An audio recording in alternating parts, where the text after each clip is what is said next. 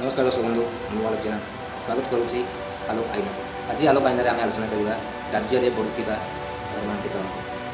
ठीक अच्छे तो राज्य में धर्मांतरण बढ़ा नुआ कथा नुह, आश्चर्यजनक कथा नुह, किंतु ओडिशा भली प्रदेश में यह बहुत परिमाण में बढ़ी चली। आज जदि सोशल मीडिया जमाना न होता ताले ए कथा सब बाहर को आसी ना सोशल मीडिया जमाना होता ए कथा बहुत परिमाण में बाहर को आसूँ। मो मतरे दुई जन दायी अच्छे। प्रथमटी है जी धर्म परिवर्तन करुच्ची, ठीक अच्छे। नेक्स्ट आम दायी करवा क्या जे धर्म परिवर्तन कराऊँ आउ दायी करा सेकेंड किए नाम सरकार। सरकार पहुँच ठीक से न हो पार ये घटना घटू। सरकार जदि प्रॉपर से एजुकेशन हॉस्पिटैलिटी प्रॉपर केयर जदि नि जाता से प्रति ताले ये घटना देखा मिलता ना।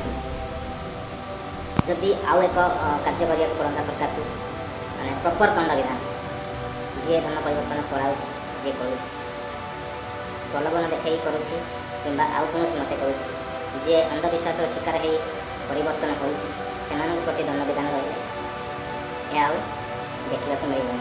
सरकार एप्रति सजग रहा दरकार। सरकार यह मत लगुच प्रथम दायित्व जे से प्रति प्रॉपर केयर नवा। खासकर आमर राज्य में किसी जिला अच्छे, सब जिला कथा कहूँ किसी जिला अच्छे से जिला मानक एभली अधिक देखा मिले कारण सेठारे आदिवासी बहुल होती बेसी ये कार्य शुणा मिलता देखा मिले। सरकार यह प्रति प्रॉपर जत्नवान हवा दरकार।